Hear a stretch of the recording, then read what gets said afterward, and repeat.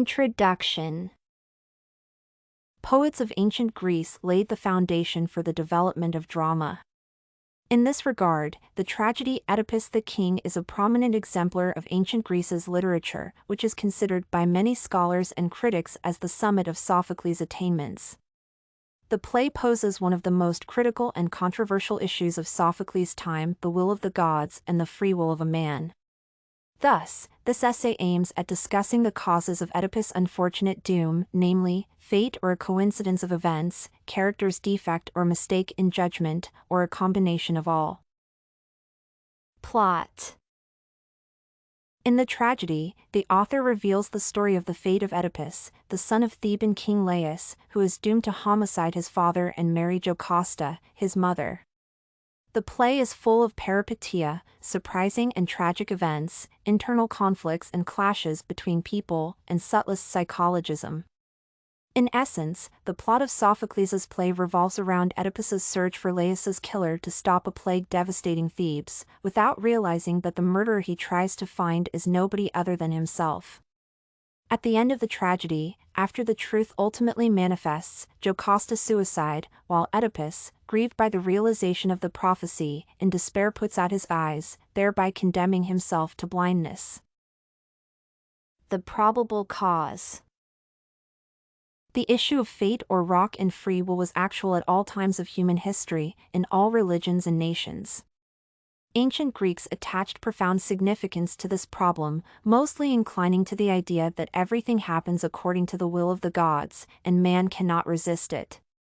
In this context, gods, who are capable of controlling the fate of man, and oracles, spokesmen of God's will, are the representatives of destiny. In the prologue, King Oedipus, prompted by the plaintive supplication of his people, decided to turn to the oracle for help to learn how to save the city from the plague. However, the answer delivered by Creon from god Apollo puzzled him. Apollo claimed that the guilt that fell upon the land could only be redeemed by exile or death, blood for blood. It was murder that brought the plague wind on the city.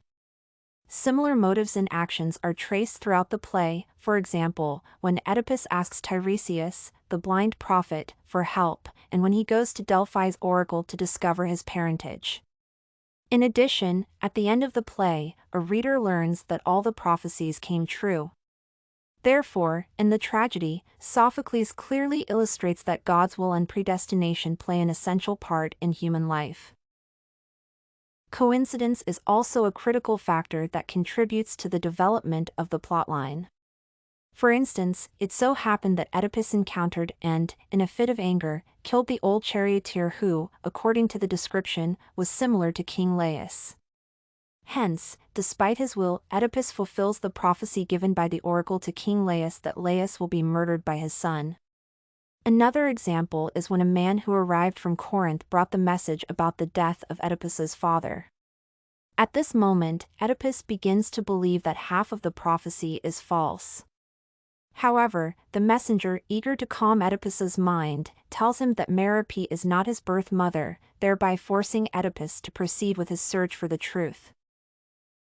Recognizing divine predestination, Sophocles also indicates that an individual's decisions and aspirations are no less significant than the God's will for the course of his or her life and even the history of the whole country.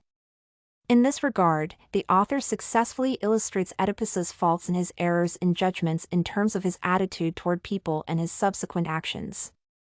For example, even though Tiresias refused to tell the cause of the plague in the city, Oedipus was adamant in his desire to discover the truth, thus demonstrating his will. Oedipus even expressed contempt for Tiresias, suspecting and blaming the venerable prophet that he was a possible cause of the adversity that fell on their homeland.